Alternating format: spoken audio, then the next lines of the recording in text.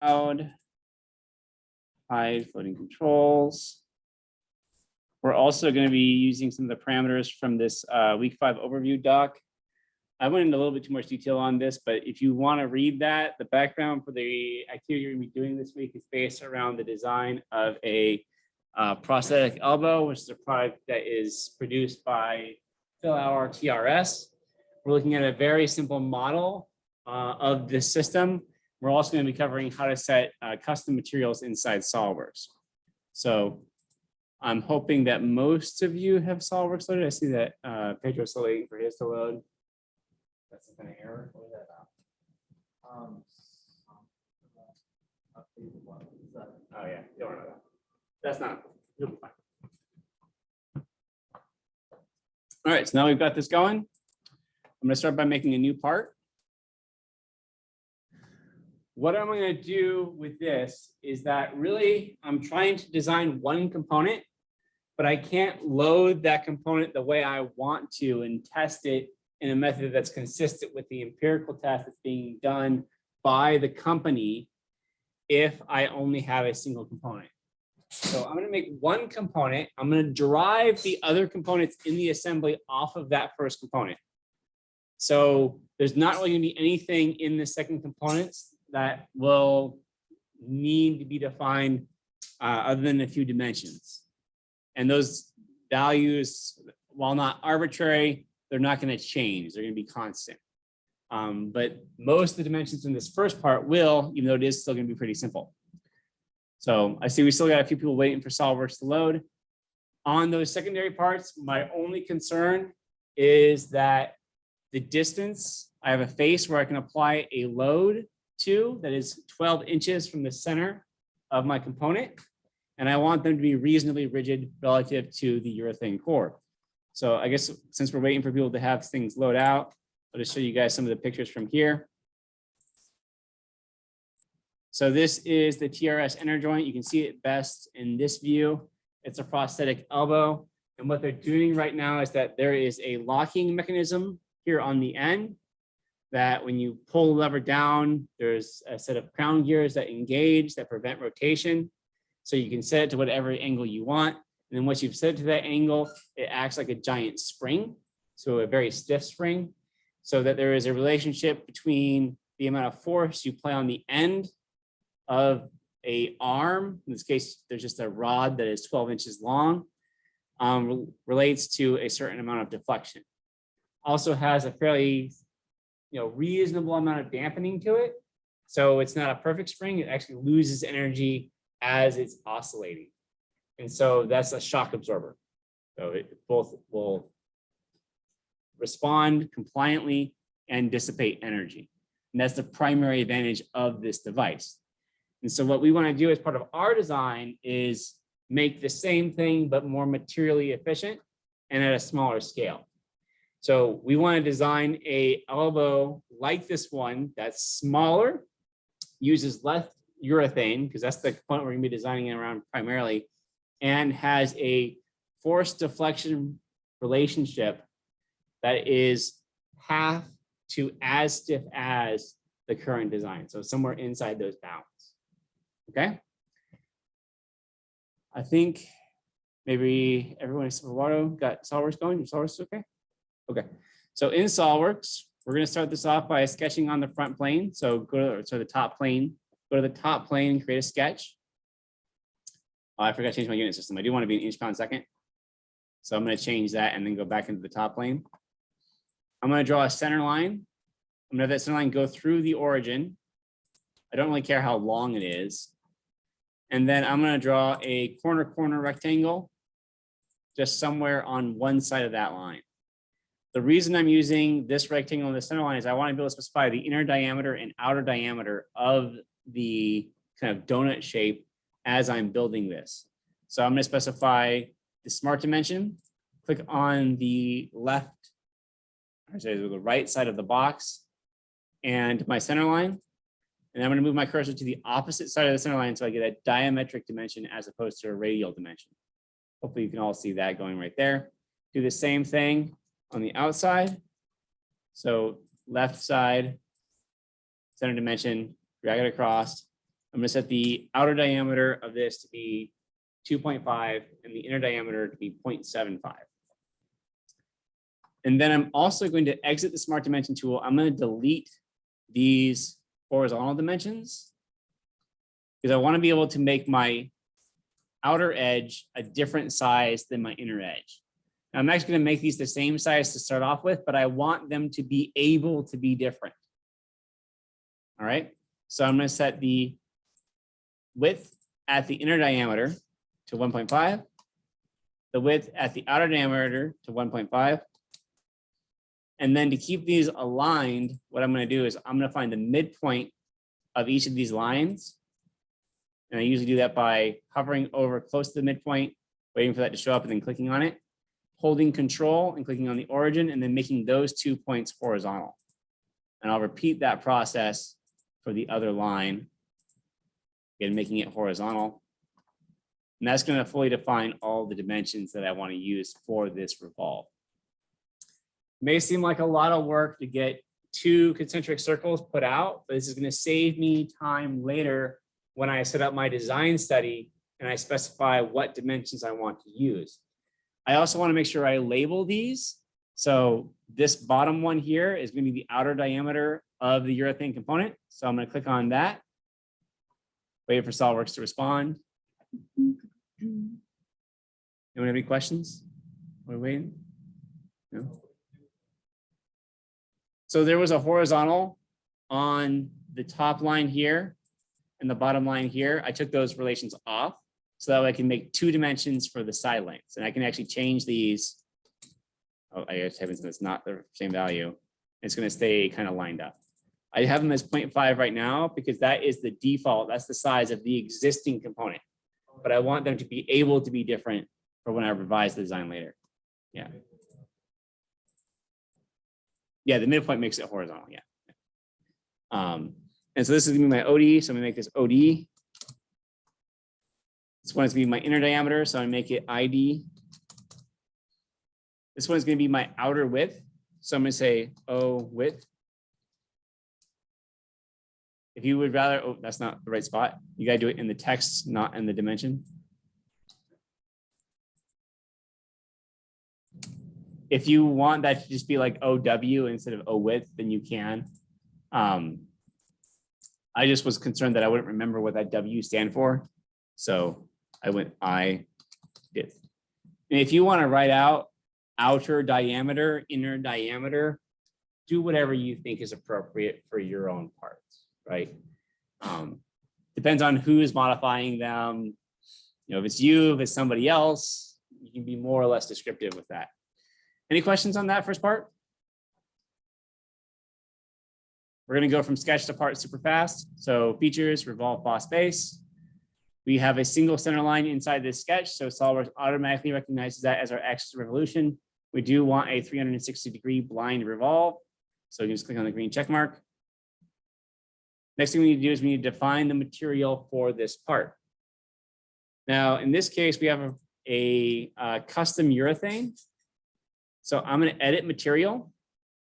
And then inside the material properties, towards the bottom here, there's custom materials.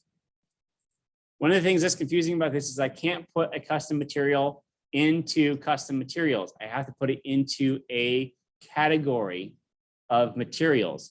So what I'm going to do is I'm going to do a new category and name it rubber, rubbers. And then inside rubbers, I'm going to do a new material, right? So it's library, category, material. It has to be that many levels. You can't have them at different levels of depth. I think you can actually have a category inside a category, but you have to have at least those levels. I'm going to call this urethane, URETHANE, 70A. And that 70A stands for a shore hardness of 70. It's populating some values into the right here for me by default. I actually don't want to use those values. I have values inside the handout, which I'll bring up here. And hopefully I can see those at the same time. I cannot. I'm going to hit close real quick. I'm going to minimize this so I can see the values on my screen. Oh, come on, behave. As well as the SolidWorks one at the same time. Although apparently Windows is going to make that difficult for me.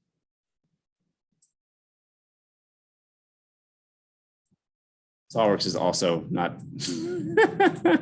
I can't make the window any smaller than this. Okay, let's just go one at a time. So elastic modulus, we want 1,000 PSI. So I'm going to change this to PSI. And then I'm going to change this value to 1,000. Poisson's ratio, I want to use a 0.48. Keep in mind, Poisson's ratio is how much the thing is going to thin as I stretch it. I'm in custom, you have to be in a custom material to be able to change these. If you're in one of the default ones, it's not going to work. So I'm changing, I made the material urethane 70A, and now I'm changing these values. I'm actually going to delete the shear modulus. You don't usually want a Poisson's ratio and a shear modulus. They are redundant. The mass density, I want as 0.039 pounds per inch cubed, which is what it is right there. So that's same units. And then the tensile strength, I want 1,500. 1,500. And then I can hit apply. And then when I close, it's also going to ask me if I want to save my material library, and you should say yes. It will save this material with the part. It will not save the material library with the part. So if I hit yes when I close this and I do another part inside like this user settings, you go to a different computer, it won't show up.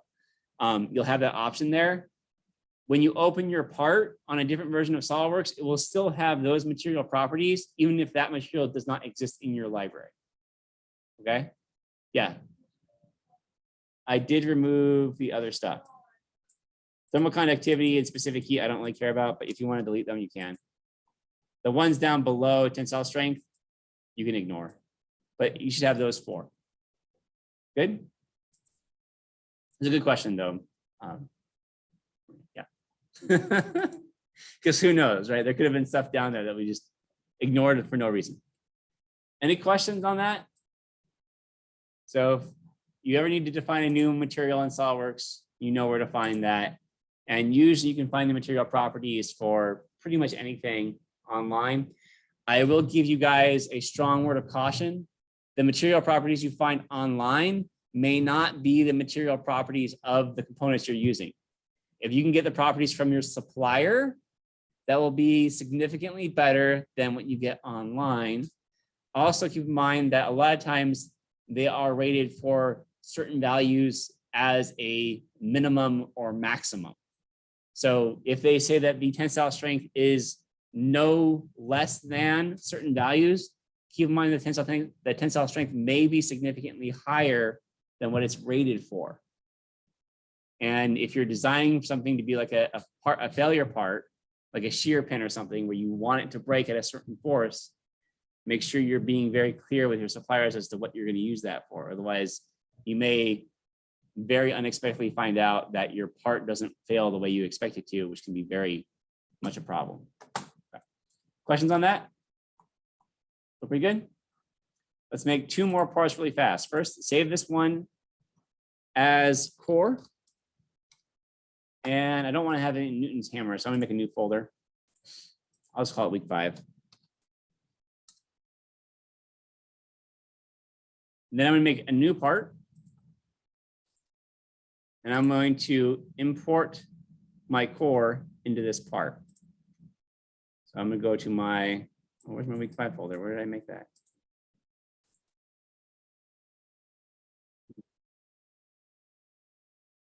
That's, oh, it's in week 4. That was not smart of me. I moved. I got to close my part.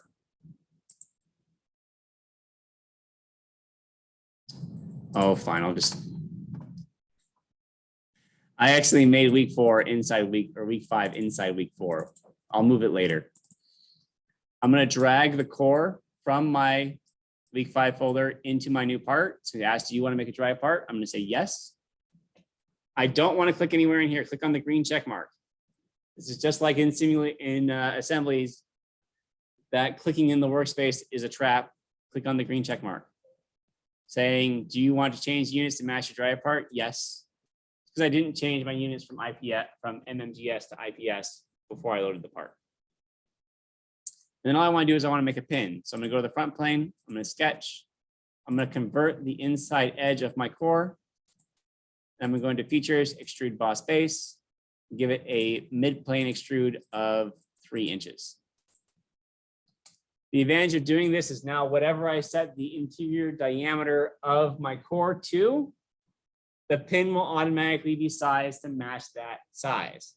I need to make sure I uncheck merge result, because all I really want to save here is this center pin. So I'm going to click on the green check mark after unchecking merge result. And then in my solid bodies, I'm actually going to delete the core. Yeah. So first thing I did was I created a sketch on the front plane. I converted the inside edge, my ID of the core using convert entities, went into features, did extruded boss base, changed the direction to midplane, set the value to 3, unchecked merge result, and then clicked on the green check mark. Then after I've done that, I have both my pin and my core as separate bodies. I'm just going to delete the core, click on delete bodies, click OK. And you'll note that the delete keep is a feature in my feature tree that I can suppress and unsuppress just like any other feature. So it's still kind of there. It's just ignored in this part. And whenever I change the core part, it will automatically change this part. So when I go to do my design study later on, when I change the base part, all the other parts in the assembly will change appropriately without me having to do global variables and other things like that. Now, could you do just global variables instead? Sure, but I'm trying to give you guys tools to be able to do things in different ways so you have them. It's like the point of education, right? I'm going to save this as pin. So save as pin. Then we're going to do the same thing again, more or less. New part. Okay. I'll change it to inch pound second before I draw in the part this time, just so I don't get that error. Although it's one mouse click, so it probably doesn't matter. Am I trying to make a drive part? I'm going to say yes. Click on is it different units? Why? It's always asked, you know if I changed it first. Well, whatever. I still click yes. I guess the lesson there, don't bother trying to change the unit system first. It's going to ask you anyways. Never ask again. That would be good. Yeah. And then I don't have to ask anymore. I feel like I need to be asked though, because otherwise I'll forget and I'll make mistakes. So I'm just going to let it bug me. I'm still going to sketch on the front plane just because I like to. I'm going to convert the outer edge, the OD this time. And then I'm going to offset the outer edge. I'm going to use a 1/4 inch offset. And oh, I didn't click on the green check mark. Offset the outer edge, accept that. Then I'm going to draw a tombstone shape just by going out, down, and back. I'm going to trim the right side to make that into a tombstone. I notice that I have 2 points at the bottom here, which hopefully you all do not have, but I'm going to merge those 2 points together just so I don't have that. I'll make this bottom line horizontal as well. I think I want this point to be vertically aligned underneath the center. There we go. I'm trying to have as much of this be derived off of my original shape as possible. The only thing I'm going to have as dimensions here is the offset, as well as the distance from the center of my part to this far face, and I want that to be 12 inches. And what this is going to be is this is going to be the arm of the testing rig used in this example. And there's no reason for me to add additional geometry to this part to make that arm into a tube that goes into the side of the thing. No, it's extra geometry that I don't need. Also, the easiest thing for SOLIDWORKS to render is a box, right? If I have a cube, it's like 2 polygons. If I make a circle going into another circle, that's a lot of polygons because it's complex edges. So the boxier I can make my parts, the simpler they're going to be to model when I go and do my simulation. And since I'm not going to look at the failure of this part, I'm only going to be looking at the failure of the urethane part. I don't care what its geometry is. It just needs to be rigid and simple. That's why I'm using this specific type of geometry. I think I'm good there. I'm going to extrude this. I want to start from the back of the part. And if I wanted to, I could have sketched on the back and saved a click, but it's fine. I'm going to do up to surface to the front of the part. So the width of this is going to be set by the width of the component. And actually, now that I think about that, I really want the width to be based off the width of the top of this. So I'm actually going to change that and see if I can't use this edge as opposed to the face. Can I use the edge? Maybe not. Well, let's leave it like that and we'll see if it comes up with errors later on. What if I change this to, I could put a vertex on that edge and use that, but I'm anticipating having errors with this later on. Let's see how it works out. It might be fine. That's not right. Oh, because I still have the core there. I forgot to uncheck the merge bodies option, uncheck merge results. I can tell that I forgot to uncheck that because I didn't have this line dividing up my two parts. Once I've got that, I'll go back into my solid bodies. I'm going to delete the core just like I did before. And I'm going to save this as arm. So save as arm. I also want to change this so this is not urethane. I actually want this to be aluminum. So I'm going to edit that and make it aluminum 6061. And I'll do the same thing for the pin as well. So going to aluminum alloys, scroll down until you get to 6061, click apply, click close, and then go back to your pin and then do the same thing. Right click on the material, edit material. I should add 6061 to my favorites because I use it a lot. 6061 is just a really common aluminum alloy. It's easy to machine. So you see it everywhere. So I got my core, which is urethane, my pin, which is aluminum and drives off the core. And I have my arm, which is also aluminum and also drives off the core. Any questions on any of those three parts? Marza, are you already onto the assembly? Where you lost that?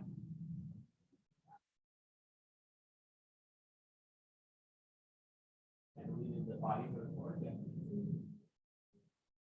So edit your extrude. You gotta make sure your extrude do not merge the results. Check where's the merge results. That's going to give you two bodies. Now you have two bodies. Delete the body from the core. So go back to the solid body there.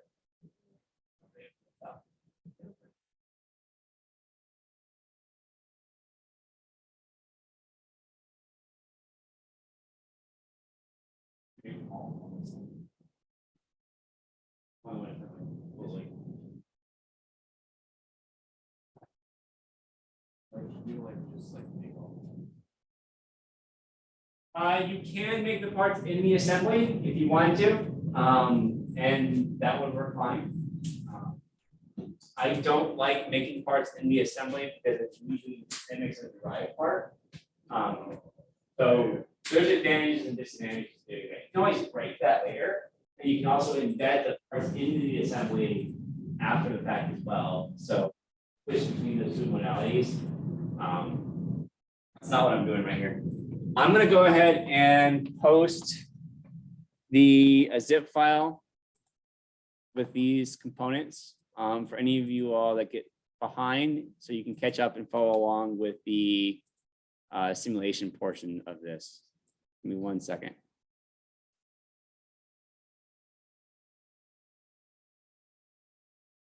I anticipated this being potentially a problem, so I put a zip file with the components. So if you missed out on making the arm, you can download the assembly file and work on that. I would go back through and kind of do it again on your own files at some point after class. But now we've got those three components. I'm gonna make a new assembly.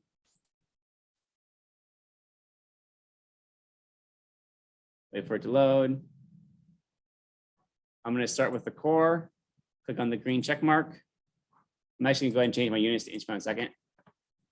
Insert component. arm, green check mark, insert component, pin, green check mark. You'll note that because I used the core as the base part for the pin and the arm, and I didn't move any of them, they're all already aligned exactly right. There's no interferences, there's no offsets. I don't even have to make any mates. If I evaluate interference detection, no interferences. They're perfectly aligned. That's another advantage of using that derived part. And Owen, like you said, if you had made the other parts in the assembly and then used the same references, it would have the same effect. So that would be another option. We just make the parts in the assembly. I guess I don't really have a preference as to which one I think is better. For this case, it probably doesn't matter. With the assembly, I want to make sure I have my simulation on. Go to the simulation tab, click on new study. I'm going to do a static study, and this is going to be a super, super, super easy simulation. We have globally bonded. I'm going to add a fixed geometry to the outside of the pin on the cylindrical face. I don't need to do the ends. I could, but I don't need to. It's not going to change any effect. Click on the green check mark. Loads, we're going to do a force load.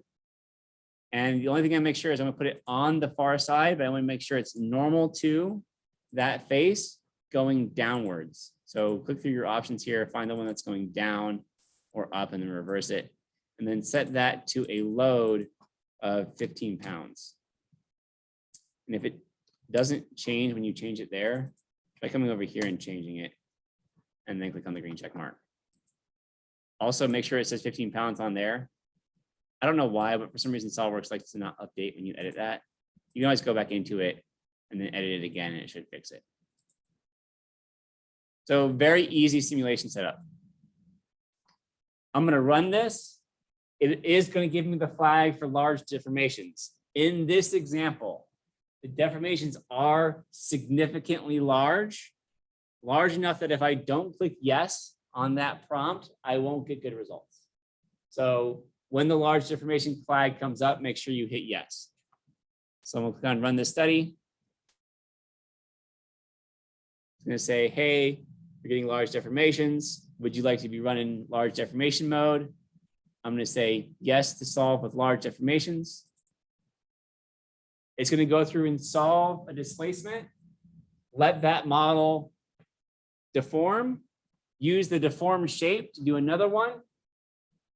Let it deform. Use the shape to deform again. And it did 4 steps. And now it's done. So it actually ran this simulation 4 times to get a convergent result. Anyone going to have any questions or want me to go through any of the steps of setting up the fixture, the force, or running the study again? Yeah, you want to say yes to the large displacements. And again, because we're getting so much displacement in this model, that if we don't hit that flag as yes, we're going to get significant errors in our simulation. How did I set up the force? So in the force, I went to external loads. I defined a force. And then inside those options, I'm applying it to the face on the end of the bar. I'm using a selected direction on the face. And then on these little options down here, I can use that to determine what the actual directions are. So normal to, direction along the first direction, direction along the second direction, as well as the values that I'm including. So make sure you're in this bottom box over here and putting in those values. And again, it should look like it looks on mine on the screen here. I'm going to check Stefan's real quick.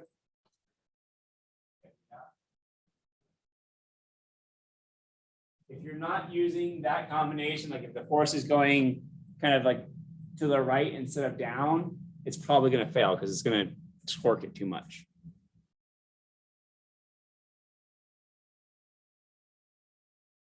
Anyone else have any questions or need another second or two to get that set up?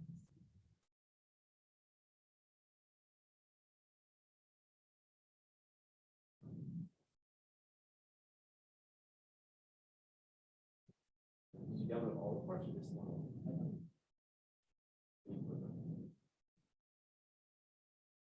You open it from that one? Yeah. It should just load them in and saying that able to load parts. I'll say it. Go back to that folder you were in there.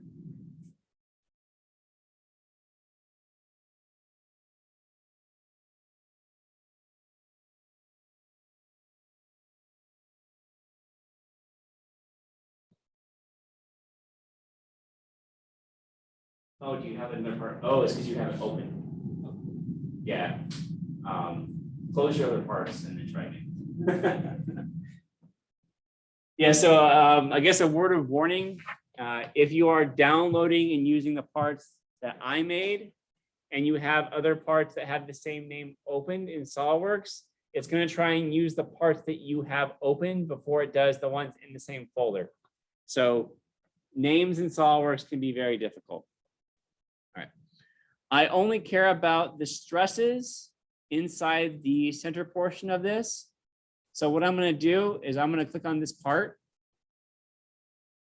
Actually, I'm going to click on the other parts and I'm going to hide them. And then I'm going to show the displacement and then show the force.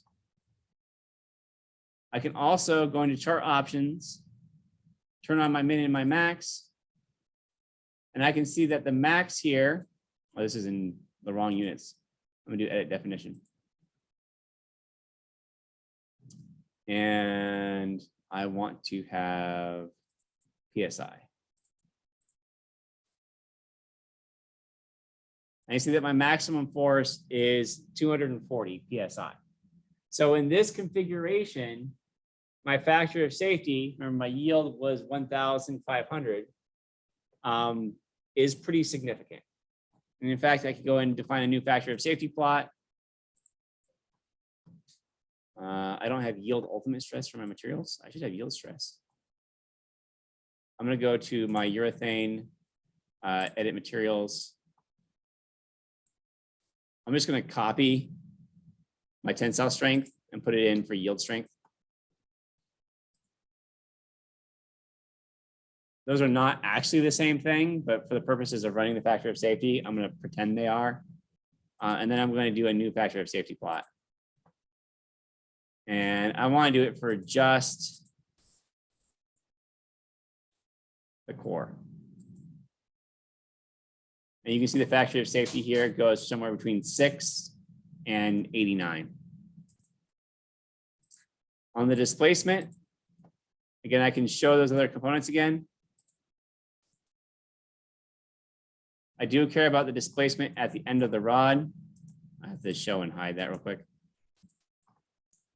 I'm in millimeters for some reason, even though my unit is in IPS. So I'm just going to change this to inch pound.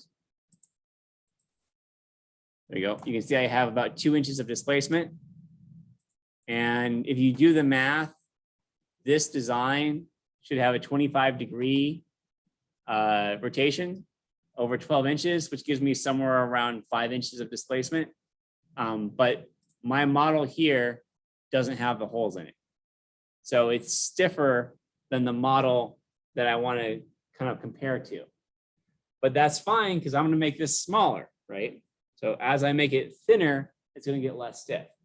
But this is a complex relationship because if I make the inner diameter larger, it's going to get stiffer. If I make the outer diameter larger, it's going to get softer. If the inner diameter is smaller, it's going to get stiffer. So if I want to maintain a certain amount of displacement and I want to maintain a certain amount of stiffness, that can be hard to do because I have to run a lot of tests to figure out what the relationships are for all those components. That's where the advanced design study in SOLIDWORKS can be helpful. Now, I do want to make sure I'm starting at a point where I'm inside all of my bounds. So this one is too stiff, but it's more than strong enough. So if I want to half the stiffness of this, what do you guys think would be the easiest thing to change to make it half as stiff? Guesses? So the inner diameter is going to have a somewhat complicated relationship because it's circular, right? And if I make the inner diameter smaller, the disadvantage with that is that it's actually increased my maximum stress inside the part because the torque that a small axis can produce is so small, right? So that would make it less stiff, but also might make it weaker. If I make it thinner, the stresses are going to go up linearly. So fairly easy to predict. If I make it half as thin, it's going to be twice as much stress. So it's going to be half the stiffness. And since I have a factor of safety of 6 and my displacement is about half what I want, if I do half the thickness of the part, I should get pretty close to where I want to be. So that's what I'm going to start with. This is where parametric design diverges from non-parametric design. In parametric design, you have to have some understanding of how changing the properties of the material is going to affect the behavior of the part. You can be informed by that from the simulation, but if you have no idea where to start with, you're going to have a really hard time picking appropriate bounds for the simulation. So in my core, I'm just going to find my revolve. I'm going to double click that. I'm going to do the width dimension here. My inner width, I'm going to set this to 0.75. I'm going to try rebuilding. I'm going to go back to my model just because I want to see what's going on here. Yeah, that looks okay. I'm going to go to my outer width. I'm going to make it the same. 0.75. And I'm going to rebuild that. And that looks good. I'm okay with that. Then I can go back to my static study. I can rerun this because this mesh is going to be out of date. You notice the large displacement flag is already there. Once you say, oh, it failed. Do I want to restart? Yes. We'll try it one more time. So it fails when it fails to converge. And maybe the displacements here are too large for SolidWorks to be able to handle appropriately. What I can do with that is I know there's a linear relationship here. I can decrease the force and try running it again. So the displacement is not quite as large.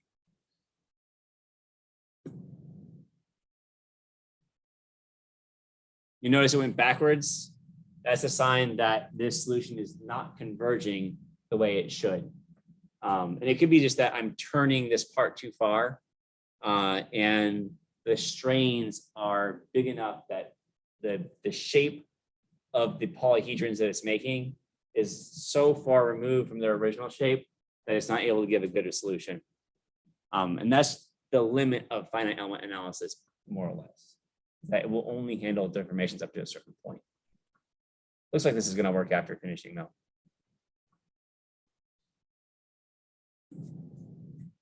So here, again, I'll show my factor of safety plot. Since that one I defined to only show on that part, that has the advantage of I don't have to toggle between show and hide. And my factor of safety minimum, which is what I'm concerned with, is still 3.4, so that's fine. And my displacement, if I show that, I'm getting pretty close to what I want, so 4 inches of displacement. I could probably go thinner, but I'm pushing the bounds of how much deformation I can get out of SolidWorks and have it still solve. So I'm going to start from there for my design setting. I'm going to go into the tabs here at the bottom. I'm going to do a new design study. In this case, I really want to be able to change all of those 4 base parameters inside my part. So I'm going to click on variables to add. So click here to add variables, add parameter. I'm going to double click on the core. Come on, show me my dimensions.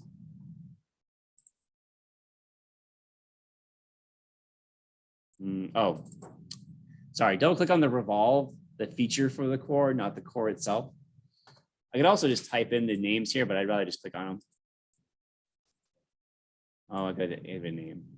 Let's say OD. Y. Click on the inner diameter, ID. You can say it shows the actual dimension down here, ID at sketch 2. I don't know why it doesn't have the option just to inherent the values. This is my OW, my outer width, and my inner width. Oh, no, down here's inner width. All right. I accidentally clicked the wrong thing. So outer width is there. You are my inner width. You can also go through these one by one, make sure you clicked on the right one by looking at the model dimension at the bottom. I don't know why it doesn't give that to you in like this table thing. Also, you want all these to be linked. That means they're just linked to the part. Those are the 4 parameters that really define the shape and size of that component. I'm gonna click apply. I'm gonna click OK. And you can see that, oh, come on, boxes.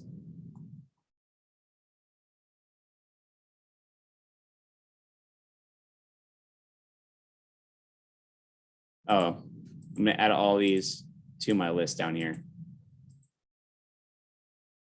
So I'm clicking this little drop-down menu to add the parameters after having put them inside the list. And then I have ranges for all these. So my OD can go between 1.25 and 7.3. Or sorry, the step is 1.25. The minimum is 1.25. The current value for my outer diameter is 2.5. I'm probably okay with that min and that max. I don't want that step to be that big. So I'm gonna make the step 0.25. Notice my total number of active scenarios went to 290 though. That's too many. That's 2.5. For my inner width, that's way too small.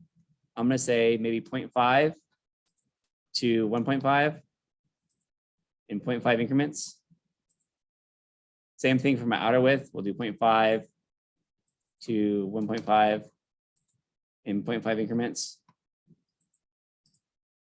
And then for my inner diameter, I always want to make sure that my maximum inner diameter is still smaller than my minimum. So I'm going to say that maybe a maximum of 1 and a minimum of 0.5. And I'll use 0.25 on that one.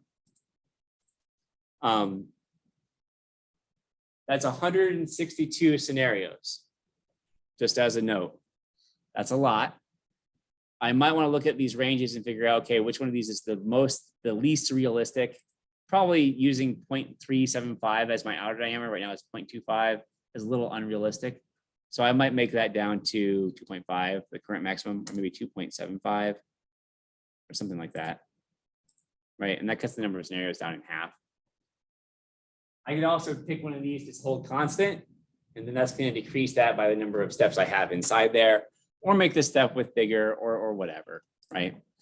My constraints, I need to add my sensors. So add sensor, mass properties.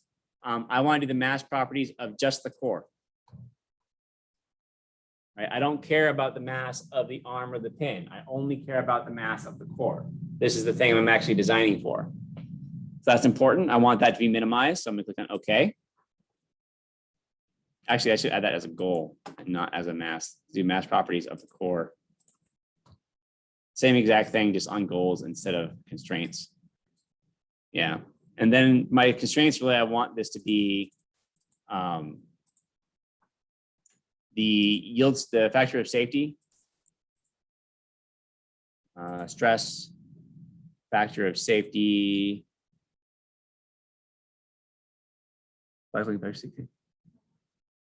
Yeah, second to last. What's that? Yeah, now I'm adding a constraint for factor of safety. So I'm actually adding a sensor in constraints. So I'm in constraints, add sensor. And then going all the way down to simulation data. And then data quality, factor of safety, properties, model minimum. I'm going to say minimum over selected entities, because again, I don't care about the factor of safety of the arm and the bar. Select the core. And then I'm just going to say across all steps. And then remember, it's going to put in the value for that inside here. So factor of safety is greater than the minimum factor of safety greater than, I'm going to say 1.5. I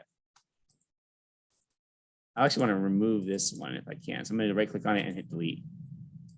So I have a minimum factor of safety of at least 1.5. I'm going to add another sensor, and I want to try and have the displacement. So again, simulation data, displacement, and I'm going to do the resultant displacement. And in this case, I'm just gonna click on the green check mark. And I want a bounds for this is between the minimum displacement, I'm gonna say as 4 inches and the maximum as 10 inches. Because I want this thing to have a certain amount of softness to it. Another thing I can do to help kind of cheat this a little bit is I could lower that force so that my displacement is less and it will converge faster. And then I could assume there's some proportionality there. If I do that and I say I lower my force to half of what I have is applied, I should make my factor of safety twice of what I have. Again, less displacement, easier for it to solve, but the stresses are not going to be as large as they would. So there's things we can factor with that. I'm going to run this just to give you guys an idea of how long it's going to take for it to go through each of these steps and whether or not it'll work. And then we can talk for a little bit before the end of class today. You can see it's running 2 scenarios of 10. One scenario has already failed. Again, a failing scenario is whenever the model geometry does not resolve or whenever the simulation does not converge. So you can have geometries that result in things that just don't work. You can also have a simulation that fails. So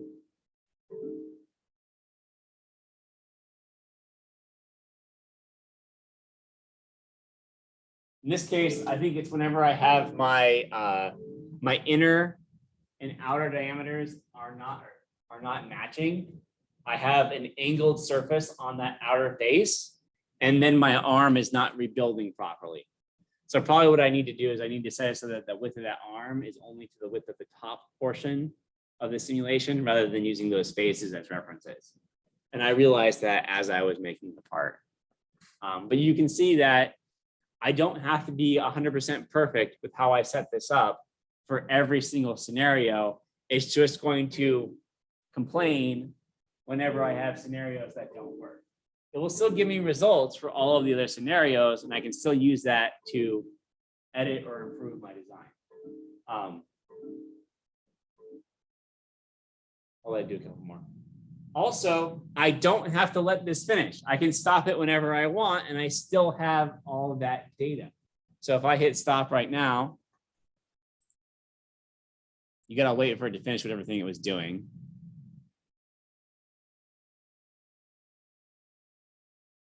What we should be able to do is that box on the bottom should have the simulation results for each of the scenarios, and I can actually see how well it performed on those different configurations for the different part sizes, which sometimes is as valuable. Oh, there you go. The stop button finally depressed. That's just SolidWorks not responding as fast as I want it to. There we go. Optimization failed. It didn't find a better set than when I started from. But you can see here's the factor of safety. Here's the displacement. Here's the mass of each of those different components. And I can scroll through here and find the ones that I think are best or whatever, right? It's highlighting in red any of the ones where these constraints were not satisfied. So these ones, the constraints were satisfied.